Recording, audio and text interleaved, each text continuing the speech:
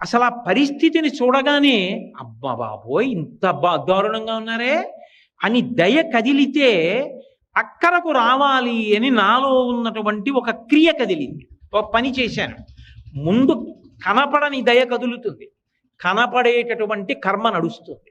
దయ కదలకపోతే కర్మ ఎలా నడుస్తుంది? ఈశ్వరుడు భూమి మీదకి రావాలంటే ముందు ఆయన దయ కదలాలి. ఎవరా దయ? అమ్మవారే. వేదాంత దేశికులని మహానుభావులు వారు అందరిలాగా లక్ష్మీ శతకము అలా శతకాలు చేయలే, ఆయన దయాశతకము అని చేశారు. ఆ శతకం పేరే దయాశతకం. దయాశతకం పరమాద్భుతమైన శతకం. ఇప్పటికీ పద్మావతి అమ్మవారి దేవాలయంలో అప్పుడప్పుడు అందులో శ్లోకాలు చదువుతూ ఉంటారు. అందులో ఒక అద్భుతమైనటువంటి మాట అంటారు. అమ్మ, అహమస్మి అపరాధ చక్రవర్తి. నేనెవరో తెలుసా? నేను చక్రవర్తినమ్మా. దేనికి? అపరాధములు చెయ్యడంలో నా అంత చక్రవర్తి లేడు. చక్రవర్తి అంటే విశేషమైనటువంటి ఐశ్వర్యం ఉంటుంది. నా దగ్గరే ఉందో తెలుసా?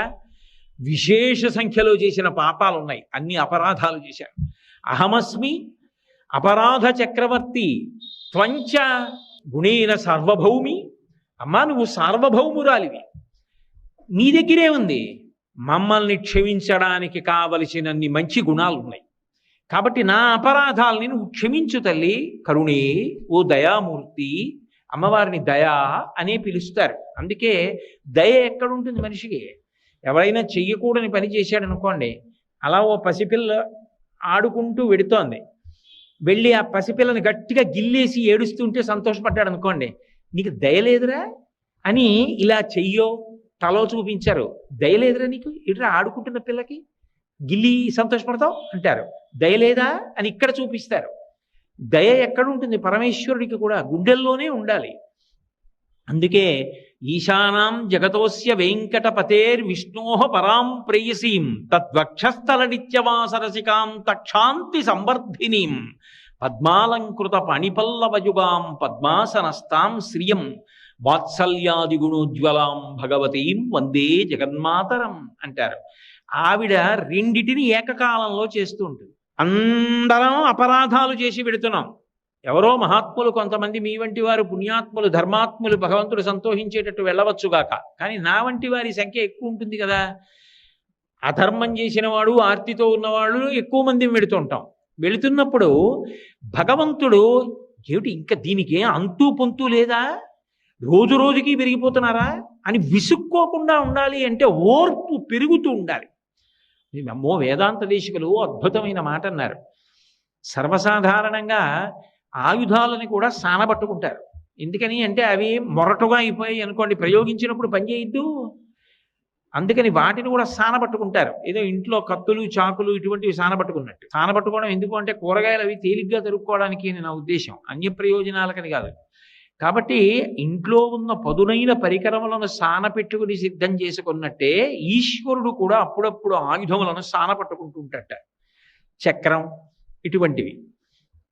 వేదాంత దేశికులు అన్నారు, అమ్మవారు నే పడతానులేండి అని ఆ ఆయుధాలు తీసుకుని దయతో సానబట్టిందిట. ఇప్పుడు దయతో సానబట్టింది కాబట్టి ఆ ఆయుధాలు వచ్చి తగిలినా మనం నేను చెయ్యవు. అది తీసి ఆయన ప్రయోగిద్దాం అనుకున్నా ఆయనకి దయ కలుగుతుంది. తక్షాంతి సంవర్ధిని. ఆవిడ ఇక్కడ కూర్చుని ఓర్పు పట్టండి, ఓర్పు పట్టండి, మరి కలియుగం కదా అని అలా చెప్తూనే ఉంటుంది. ఇంటి ఇల్లాలు మంచి మాటలు చెప్తోంది అనుకోండి, పోన్లిద్దరూ ఓర్పు పట్టండి మనవాళ్ళు కదా అంటోంది అనుకోండి, ఆయన ఉల్లాసంగా చేస్తాడు. మీకు ఎందుకంటారు ఇవన్నీ అని 10 మాటలు అందనుకోండి, అబ్బో ఇవన్నీ ఎక్కడ పడతానండి అని ఆయన అంటాడు. ఆమె వలన ఆయన పైకి కనపడదు, కానీ వెనక ఆవిడ ఉంటుంది. అలా తక్షాంతి సంవర్ధిని, ఆయన ఓర్పుని ఆమె పెంచుతోంది.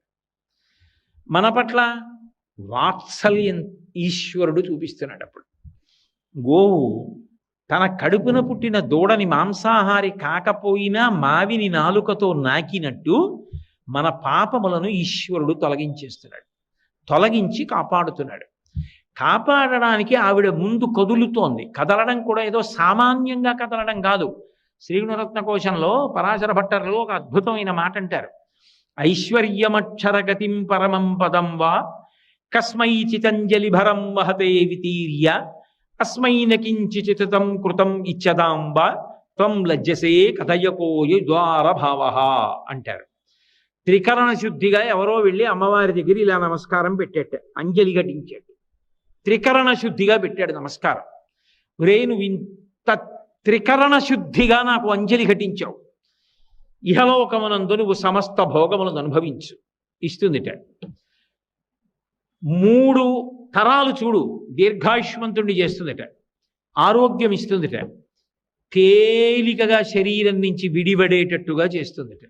బాగా అర్థం అవ్వాలి అంటే, కొద్దిగా కలిపి చెప్పాలి అంటే, శ్రీమన్నారాయణుడితో కలిసి భూమి మీదకి వచ్చి శరీరం విడిచిపెట్టేసిన తరువాత ఆ జీవుణ్ణి చెయ్యి పట్టి విమానంలోకి ఎక్కించుకుని వైకుంఠానికి తీసుకెడుతుంటే జీవుడు చుట్టూ చూసి, స్వామి మీ దర్శనం అయింది, సంతోషం, మా అమ్మేది అని అడిగితే, మురే నువ్వు ఒక రోజు త్రికరణ శుద్ధిగా అంజలి ఘటించావు, అంజలి ఘటిస్తే నీకు ఇహలోకమునందు ఐశ్వర్యం ఇచ్చాను, 3 తరాలు ఇచ్చాను, ఆరోగ్యం ఇచ్చాను, దీర్ఘాయుర్దాయం ఇచ్చాను, తేలికగా శరీరం నుంచి విడివడిపోయే అదృష్టం ఇచ్చాను, శ్రీవైకుంఠానికి తీసుకెడుతున్నాను, ఇంతకన్నా నేను ఇంకా ఏమీ చెయ్యలేకపోయానని సిగ్గుబడి ఎర్రబడిన ముఖంతో అదిగో తెర పక్కన నించుందంటట.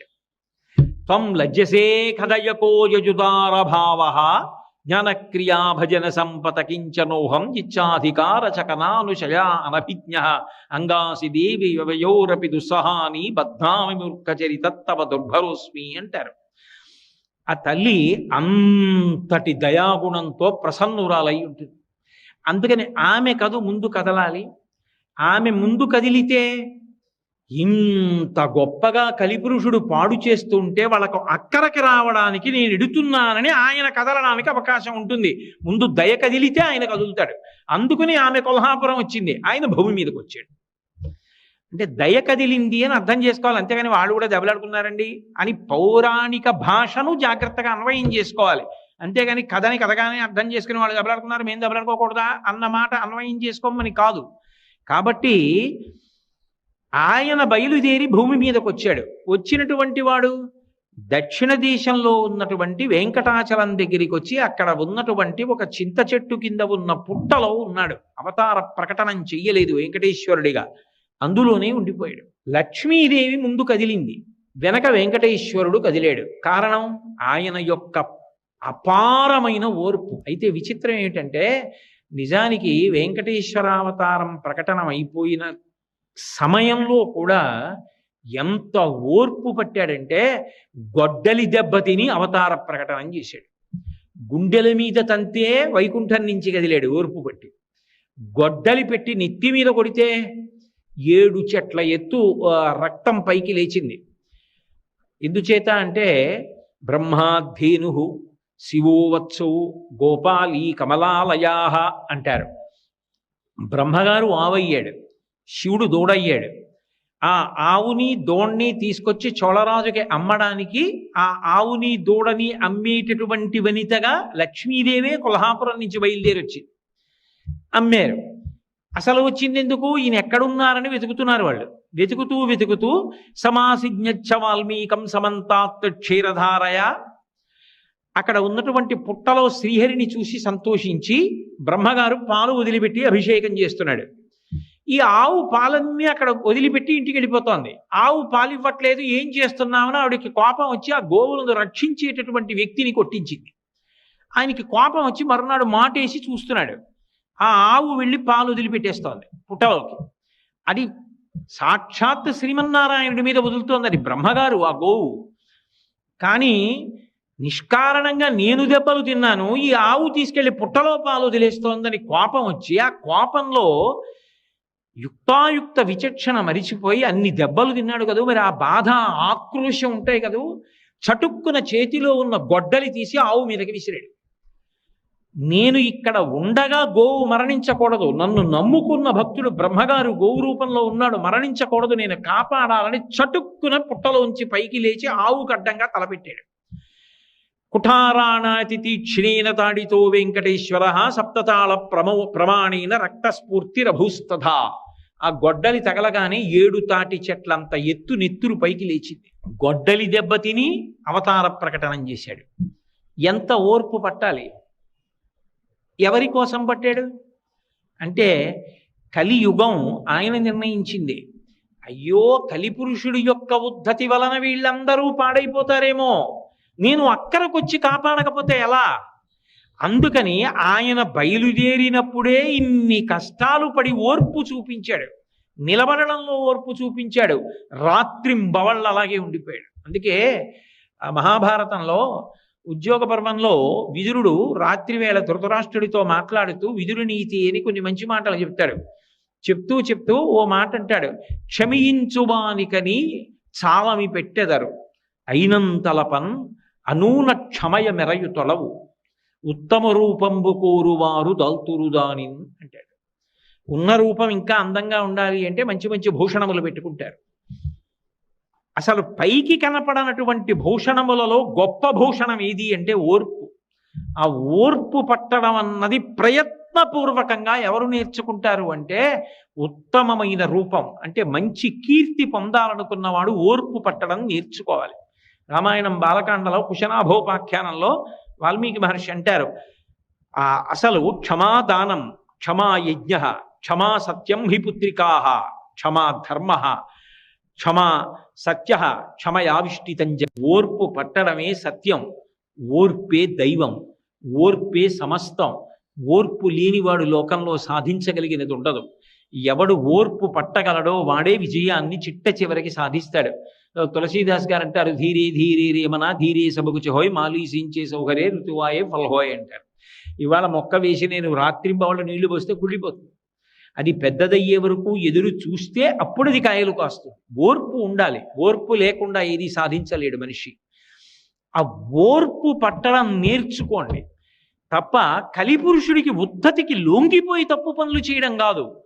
ఓర్పు పట్టి మనిషి ధార్మికంగా ప్రవర్తించడం నేర్చుకోండని చెప్పడానికి తాను అంత ఓర్పు పట్టినటువంటి అవతారం వెంకటేశ్వర అవతారం. అందుకే అటువంటి అవతారం ఈ లోకంలో ఇంకొకటి లేదు. వెంకటేశ సమో దేవో నభూతో నభవిష్యతి. అందుకే ఆ తల్లి లక్ష్మీదేవి ఒక మాట అడిగింది. వెంకటాచల మహాత్మ్యము అని చెప్పి తరిగొండ వెంగమాంబ గారు చేశారు.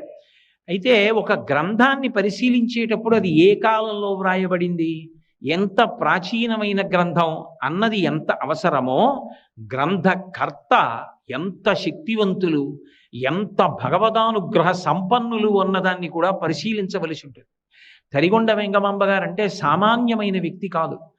ఆవిడ భాగవతం చదువుతుంటే తన కథ అయినా సరే వెంకటేశ్వరుడు రాత్రివేళ వచ్చి తూగుటుయ్యలలో కూర్చుని ఉయ్యాల ఊగుతూ కళ్ళు మూసుకొని కొడుతూ వింటూ ఉండేవట.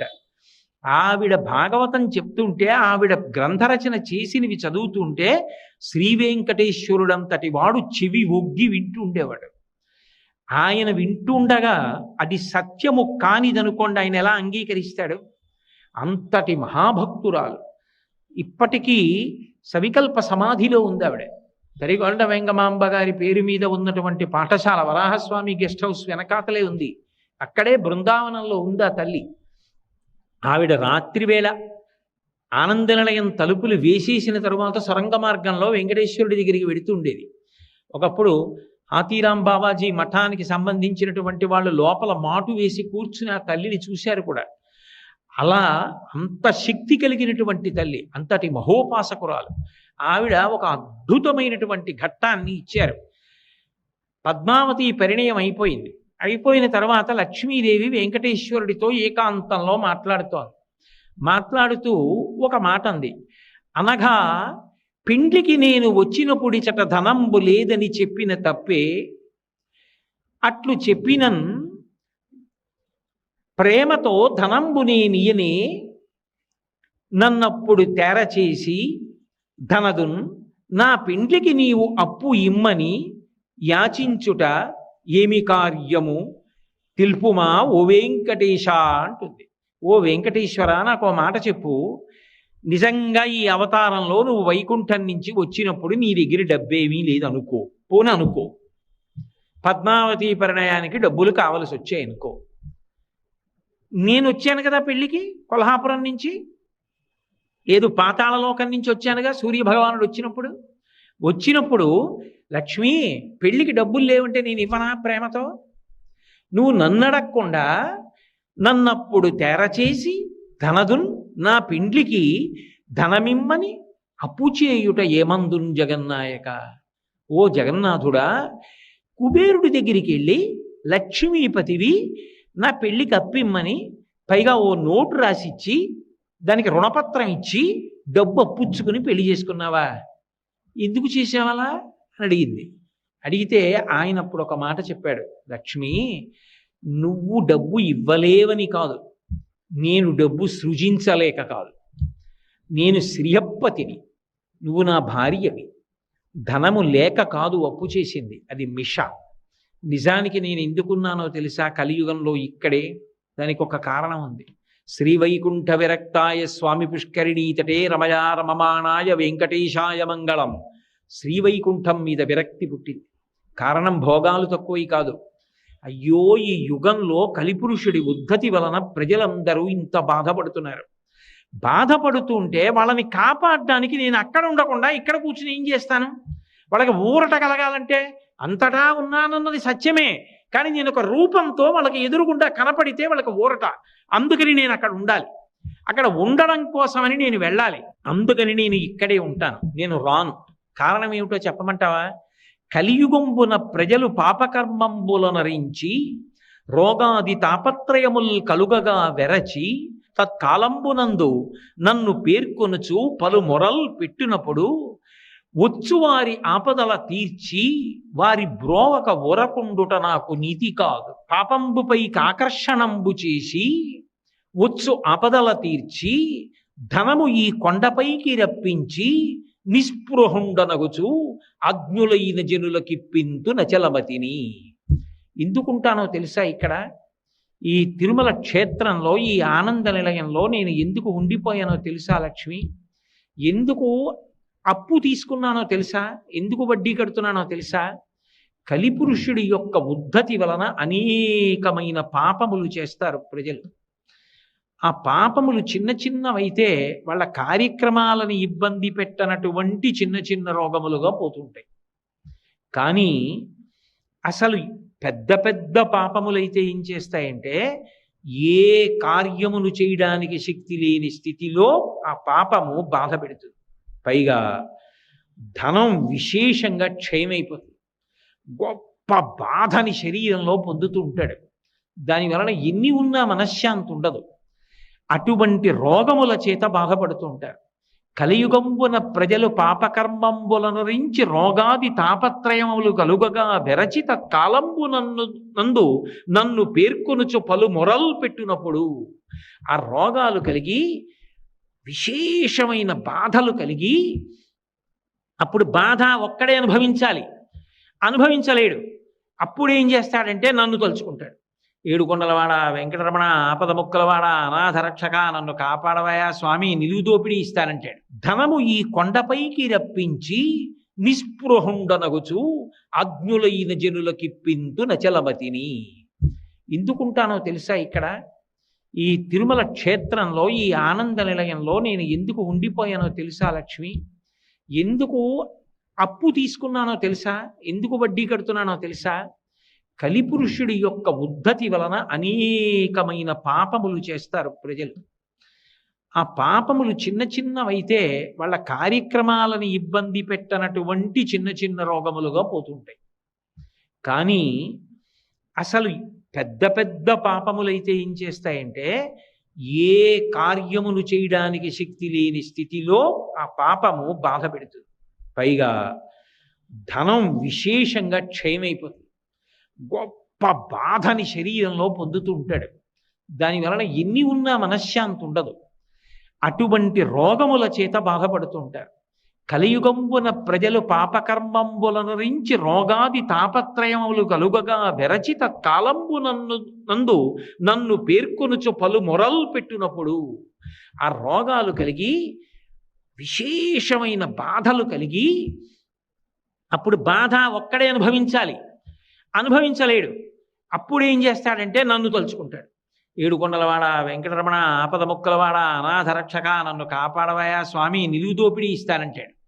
నేను వింటాను. విని నేను ఇక్కడ లేకపోతే ఎలా? విని వాని పాపంబు ద్రవ్యంబుకై ఆకర్షణంబు చేసి వాడు చేసిన పాపాన్ని ద్రవ్యము మీదకే ఆకర్షణ చేస్తాను. అందుకే ఈ యుగంలో ఈ దేవాలయంలో హుండీ ప్రధానమైపోతుంది. ఒక్కొక్క చోట ఒక్కొక్కటి ప్రధానం. గురువాయూరు వెళ్ళారనుకోండి నారాయణీయం పారాయణ చేస్తారు. పళని వెళ్ళారనుకోండి కావడ పట్టుకుంటారు.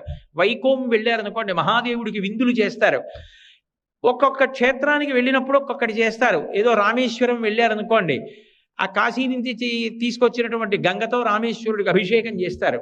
ప్రయాగ వెళ్ళారనుకోండి ఇక్కడి నుంచి పట్టుకెళ్ళినటువంటి ఇసుక అక్కడ గంగలో కలుపుతారు. ఇలా సముద్ర జలాల్ని తీసుకెళ్లి కలుపుతూ ఉంటారు. ఇలా ఒక్కొక్క చోటుకి వెళ్ళినప్పుడు ఒక్కొక్కటి చేస్తూ ఉంటారు. త్రిపెట్రియార్ అనే క్షేత్రం ఉంది, అక్కడికి వెళ్ళారనుకోండి రామాలయం తుపాకీ పేలుస్తారు ఒకసారి. ఒక్కొక్క క్షేత్రంలో ఒక్కొక్క పని చేస్తారు. ఈ క్షేత్రంలో ధనాన్ని హుండీలో వేయడం ప్రధానం అవుతుంది. ఎందుకు అవుతుందో తెలుసా? వారి పాపంబు ద్రవ్యంబుపైకి ఆకర్షణంబు చేసి ఎన్ని పాపాలు చేశాడో అంత పెద్ద మొక్కు మొక్కుతాడు. స్వామి నిలువు దోపిడీ ఇచ్చేస్తానంటాడు. అని ఆ డబ్బంతా వాడి పాపం మీగా మారిపోతుంది. మారిపోయి ఆ పాపాన్ని డబ్బు మీదకి ఆకర్షణ చేస్తాను. ఇప్పుడు వాడే అది పట్టుకుని కొండ మీదకి వస్తాడు. నేను లేకపోతే వాడి కష్టాన్ని తీర్చేది ఎవరు? కలిపురుషుడి ఉద్ధతి వలన కదూ ఈ తప్పులు చేసేసాడు, అనుభవిస్తున్నాడు. వచ్చు ఆపదల తీర్చి అప్పుడు వాణ్ణి వాడు రక్షించుకోలేడు. ఆ ఆపద నేను తీరుస్తాను, తీర్చి వాడిని కాపాడతాను. వాడే ఆ డబ్బు పట్టుకుని కొండ మీదకి వస్తాడు. అది ఏమిటి? తత్పాపరూపమైనట్టి ధనము. ఆ పాపరూపమైన ధనం మీద నాకు అనురక్తి ఉండదు. వాడు తీసుకొచ్చి హుండీలో వేసేస్తుంటారు. నిస్పృహుండనగొచ్చు.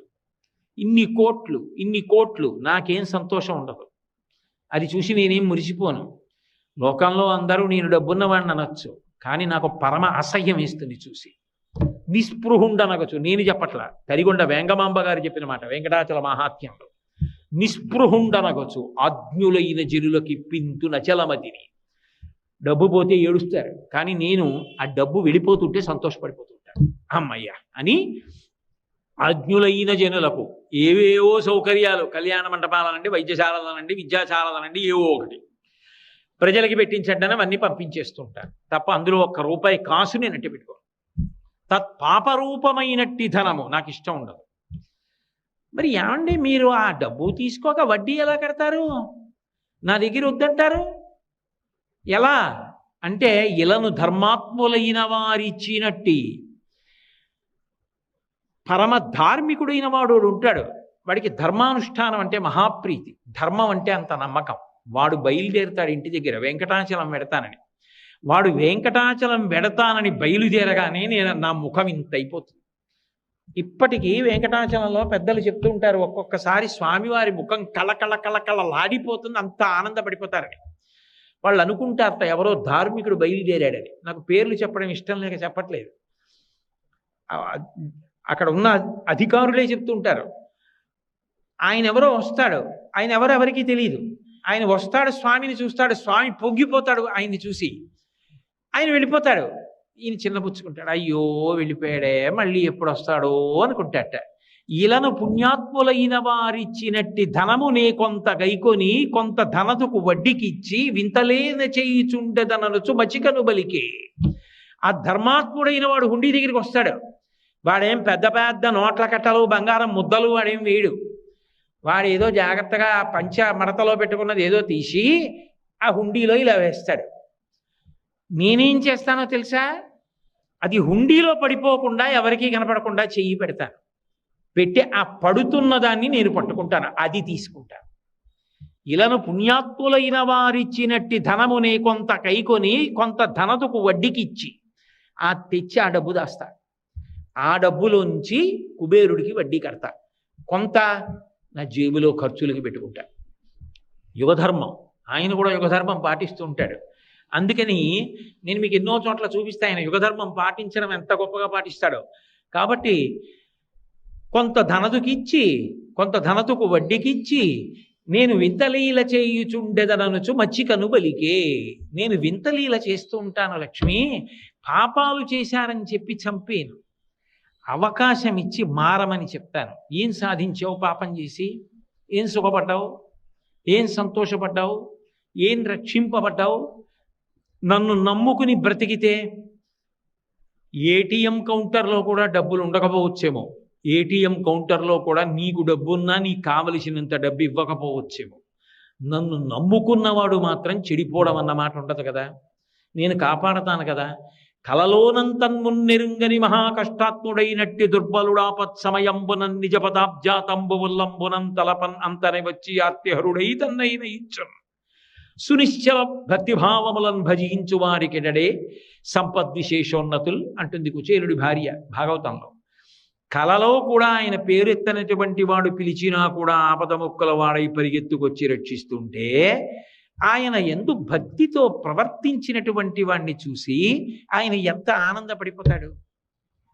ఆయన రక్ష ఉండగా నిన్ను ఏది పాడు చేస్తుంది? ఎందుకు ధర్మాన్ని వదిలిపెట్టి అవన్నీ పట్టుకు తిరుగుతావు చెప్పు. ఇప్పటికైనా మారు, అంతే తప్ప మళ్ళీ ఇప్పుడేదో రక్షించాలని మళ్ళీ వెళ్ళి మళ్ళీ ఆ ధర్మం పట్టు కూర్చోకు. జీవితంలో మారడం నేర్చుకో, నన్ను తెలుసుకో, నన్ను పట్టుకో అని వాడికి ఉపదేశం చేస్తాను. వాడి బుద్ధి మార్చడానికి ప్రయత్నిస్తాను, తల తీసేయను, తలలో మార్పు తేవడానికి ప్రయత్నిస్తాను.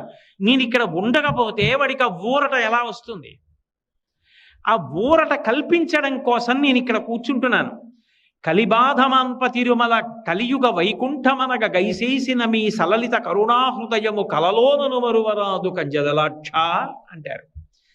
కలిబాధమాన్ తీర్చడానికి ఆయన వైకుంఠం నుంచి బయలుదేరి వచ్చి సర్వ సుఖములను అనుభవించవలసిన వాడు అంత కష్టపడి అలా నిలబడి అలాగే ఉండిపోయి నేనున్నాను అని కాపాడి ఎక్కడో ఎవడో పాపం చేసి ఆర్తి పొందినా సరే ఈసారికి నిన్ను కాపాడుతున్నాను, వద్దురా, నా మాట వినరా, అధర్మం జోలికి వెళ్ళకరా అని మనసు మార్చడం కోసమని వైకుంఠాన్ని వదిలిపెట్టి ఇక్కడికొచ్చి పద్మపీఠం మీద నిలబడిపోయాడు. అంత దయగలిగిన అవతారం ఎక్కడుంటుంది? అంతటి కారుణ్యమూర్తి ఎక్కడుంటాడు? అందుకే వెంకటేశ్వర అవతారంతో మిగిలిన అవతారాల్ని పోల్చి మాట్లాడడానికి అవకాశం లేదు అన్నారు. వెంకటేశ సమోదేవో నభూతో నభవిష్యతి. కాపాడటం ఒక్కటే కాదు, పుణ్యం చేయడం కష్టం కదా. ఈ యుగంలో కలిపురుషుడు పుణ్యం చేయాలి అంటే పెట్టుబడి పెట్టాలి, కాసేపు వచ్చి కూర్చోవాలి, కాసేపు వినాలి, కాసేపు శ్రద్ధతో చూడాలి. ఓ ఉత్సవంలో పాల్గొనాలంటే ఓ రూపాయి ఖర్చు పెట్టాలా? ఓ గంట వచ్చి కూర్చోవాలా? కొన్ని రోజులు తెల్లవారుజామున నిద్ర లేవాలా? ఇవన్నీ పెట్టుబడి. ఏమీ చెయ్యకుండా రమ్మంటే పుణ్యం ఎక్కడి నుంచి వస్తుంది? రాదు జీవుడికి. నలుగుడు పడితే పుణ్యం వస్తుంది. చెరుక్కర్రైనా నలిగితేనే తీయని రసం వస్తుంది. ఏ నలుగుడు పడకుండా రమ్మంటే ఎక్కడి నుంచి వస్తుంది? అందుకని కలియుగంలో పుణ్యకర్మల కొరకు వెచ్చించమంటే వెచ్చించరు. కానీ నేను వాళ్ళకి ఒక గొప్ప పుణ్యాన్ని కట్టబెడతాను. ఇక్కడ నిలబడి ఏమి కట్టబెడతాను అంటే స్కంద పురాణంలో శ్రీ వెంకటేశ్వరుని యొక్క మూర్తిని దర్శనం చేసినంత మాత్రం చేత సకల తీర్థముల యందు స్నానము చేశాడని, అందరూ దేవతల్ని దర్శనం చేశాడని ఫలితాన్ని పొందడానికి అవకాశం ఉంటుంది. అంత గొప్ప దర్శన ఫలితాన్ని భక్తులందరికీ కట్టపెట్టడం కోసం కలియుగం కాబట్టి కలిపురుషుని యొక్క ప్రచోదనం మేరకి బుద్ధిలో వచ్చేటటువంటి వైక్లభ్యముల వలన చేసేటటువంటి పాపముల నుంచి మనుష్యుణ్ణి విముక్తుణ్ణి చేయడం కోసం వెంకటేశ్వర స్వరూపంగా మీరు ఇలా నిలబడండి అని ఎవరు అడగకపోయినా తనంత తానుగా ఆ భంగిమను నిర్ణయం చేసుకొని ఆ ముద్రలను నిర్ణయం చేసుకొని స్వామి ఆ శేషశైలం మీద ఆనందనిలయ విమానంలో పద్మపీఠం మీద అలా నిలబడి ఉన్నాడు. అది కేవలంగా ఒక మూర్తి కాదు, దానిని దేవతా సంఘములు తయారు చేయలేదు, విశ్వకర్మ చెక్కలేదు. అది ఎవరు మీరు ఇలా ఉండండి అని ప్రార్థన చేస్తే పట్టిన భంగిమ కాదు. సాక్షాత్ శ్రీమన్నారాయణుడే లోకానికి అంతటికీ కూడా ఒక సందేశం ఇవ్వడం కోసమని మౌన వ్యాఖ్య చెయ్యడం కోసం ఒక ప్రత్యేకమైనటువంటి ముద్ర పట్టి నిల్చున్నటువంటి మూర్తి అని మీకు వివరణ చేయడం జరిగింది. పద్మాసనస్థయౌ పద్మావతీదేవి నిజవక్షమందున నిలుపుకొనుచు జనులకు తన చరణములే గతి అని దక్షిణ కరము పాదములు చూప తన చరణములు నమ్మిన వారలకు ఈ భవాంబోధి కటిదగ్నమగునటంచు వామహస్తంబు కటిభాగమున నుంచి చూపరులకు సంకేతించుచుండ పరమ పావన శేష పర్వతము మీద అలరు ఆనంద నిలయమందను నిలచి దివ్యమంగళ విగ్రహుండవ్యయుండు పరమ పావనుడు శ్రీ వెంకటేశ్వరుడు వేడిక అంటారు. ఆ వెంకటేశ్వర స్వామి వారి యొక్క మూర్తి వైభవాన్ని చెప్తూ ఆయన నిలబడినప్పుడు కొద్దిగా ఎడం పక్కకి వంగినట్టుగా ఉంటారు. ముఖమున చిరునవ్వు స్పష్టంగా కనపడుతూ ఉంటుంది. మూతి ఏదో సున్నా చుట్టినట్టుగా ఉండి ప్రహృష్టవదనంతో ఉంటారు. ఎంతో సంతోషంగా ఉంటారు. బాగా పట్టి పట్టి చూస్తే రెండు కన్నులు మూసుకుని ఉన్నారా అని అనిపిస్తుంది.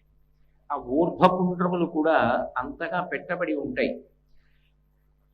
అసలు నిజానికి కన్నులు తెరిచి చూసినప్పుడు కనపడేటటువంటి వస్తువులన్నింటి వలన పొందేటటువంటి సంతోషము కన్నా కన్నులు మూసుకుని నువ్వెవరో తెలుసుకొని నీలో ఉన్నటువంటి ఆత్మని అనుభవంలోకి తెచ్చుకున్న నాడు కలిగేటటువంటి ఆనందమే మనుష్య జన్మ యొక్క పరమావధి అని తెలియచేయడానికి ఆయన లోచూపుతో చూస్తూ ఉంటాడు.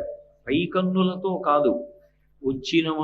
వచ్చినవాడి మనసులో ఉన్న కోరిక, ఆయన యొక్క సాధన, ఆయన యొక్క నిరక్తి, ధర్మానుష్ఠాన బలం, ఇవన్నీ కూడా ఆయనకి తెలియనివేం కావు. సర్వజ్ఞుడు. కన్నులు మూసుకుని పై కన్నులతో కాకుండా లోనేత్రంతో పరిశీలిస్తూ ఉంటాడు. అలా నిలబడి ఉండడంలో పద్మాసనస్థయో పద్మావతీదేవి నిజవక్షమందున నిలుపుకొనుచు. తిరుపతి క్షేత్రంలో 3 పద్మావతులు ఉన్నారు. ఎందుచేత ఈ మాట అంటున్నాను అంటే, శ్రీ వెంకటేశ్వర స్వామి వక్షస్థలంలో అధివసించి ఉన్నటువంటి వ్యూహస్వరూపమైనటువంటి లక్ష్మీదేవి ఒకరు. కౌస్తుభము ఉండే చోట ఆమె ఉంటుంది అని.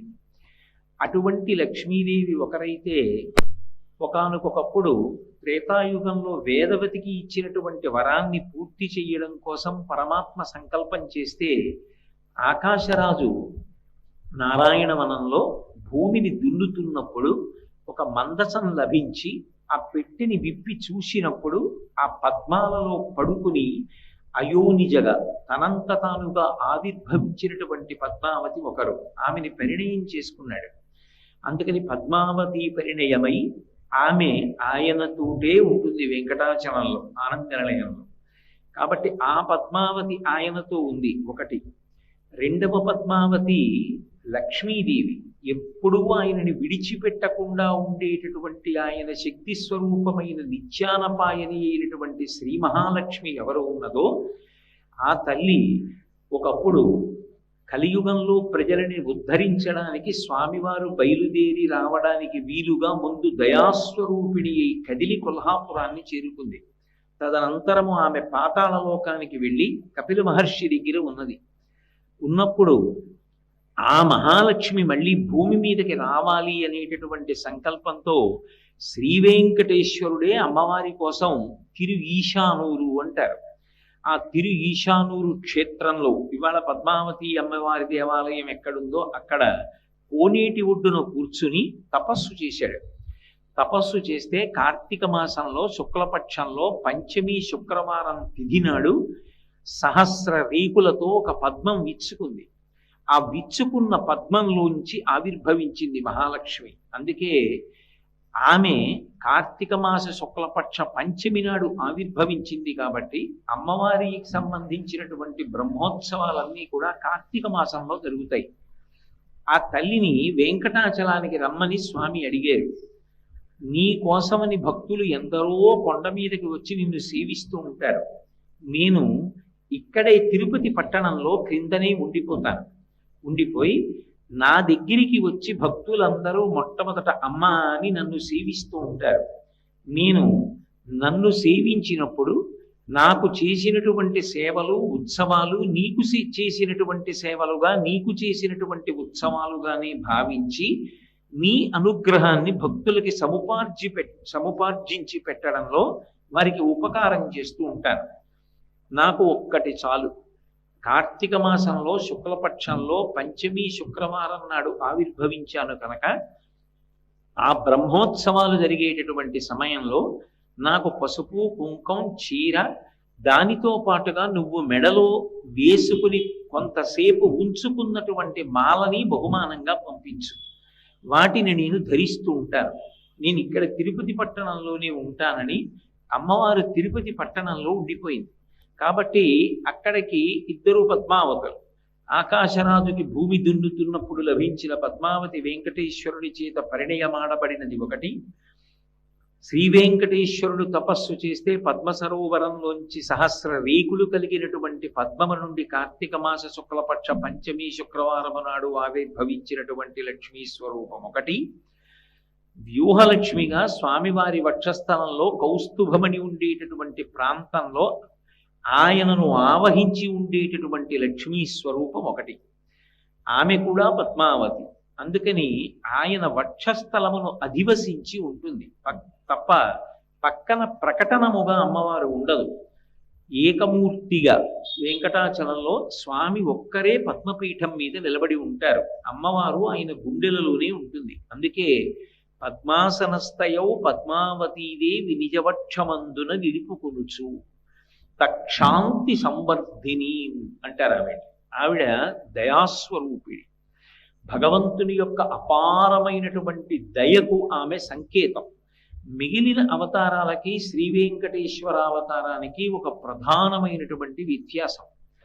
పాపమునందు అనురక్తి బాగా పెరిగిపోయి అధర్మాచరణం చేస్తూ జనులను హింస చేసేటటువంటి వాళ్ళని, ఇంకా లక్షల మందిని కూడా తెగటార్చేసాయి శ్రీ మహావిష్ణువు యొక్క అవతారములు. ధర్మ వ్యతిరేకమైనటువంటి నడవడిని ఆయన అంగీకరించలేదు. ఎందుకనంటే అసలు భగవంతుని యొక్క ప్రధానమైన లక్ష్యమే ధర్మ సంస్థాపన.